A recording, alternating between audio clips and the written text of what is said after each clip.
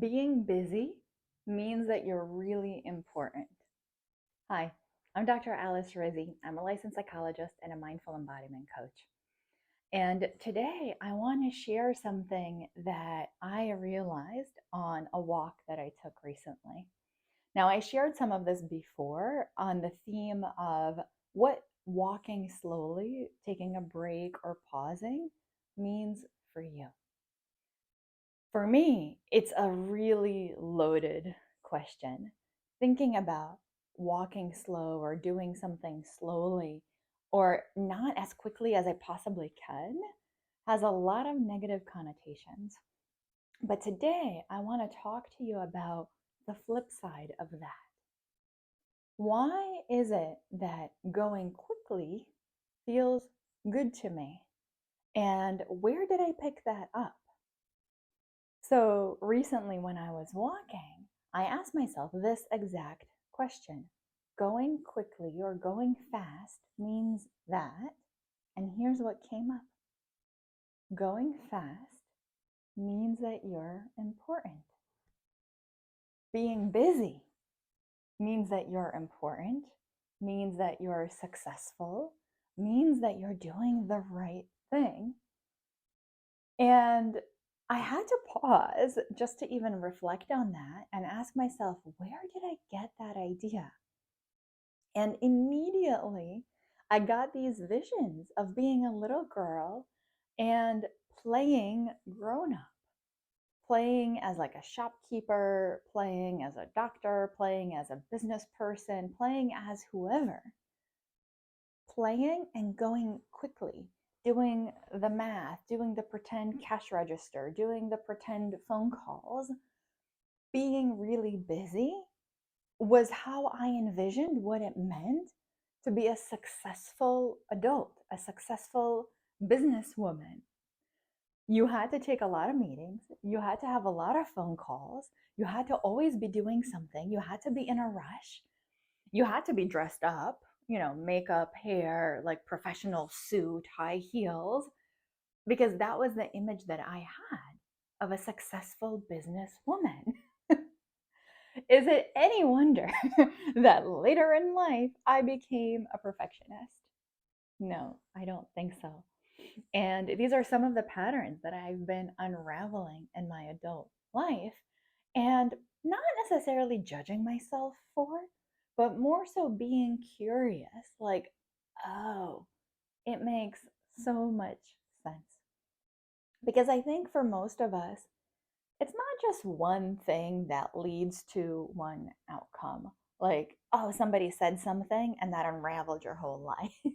I think a lot of times we would want it to be that way because that would be the simple solution. But I think more times than not, we have a lot of different contributors. So you hear something on television, you hear a teacher say something, then a parent says something similar.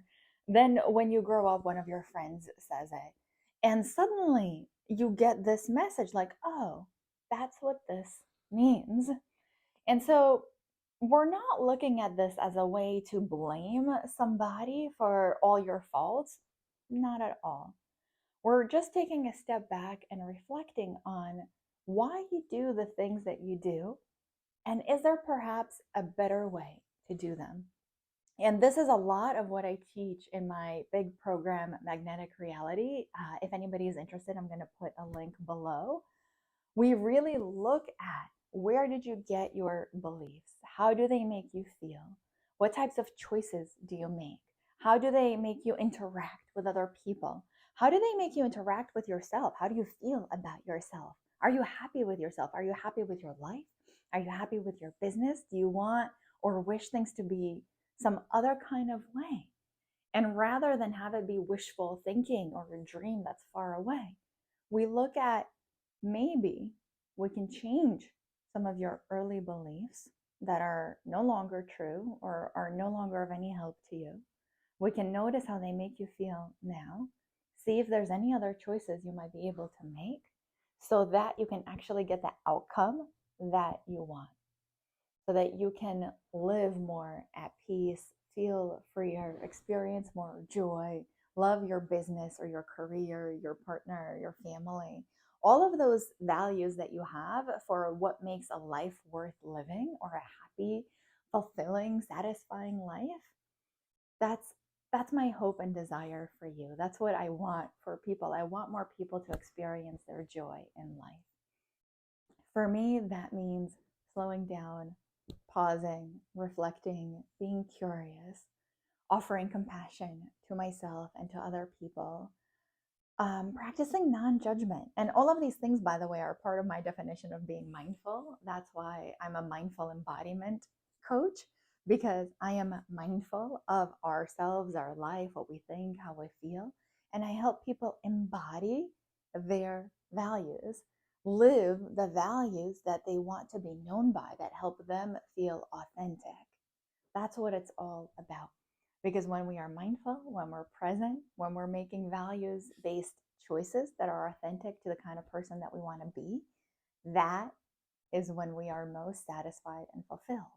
That is a happy life. And that ripples out to literally every person out there that you interact with.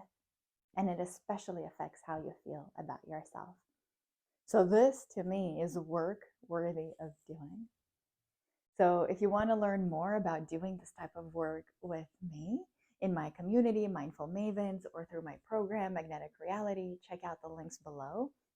And I'd love to hear how this comes up in your life.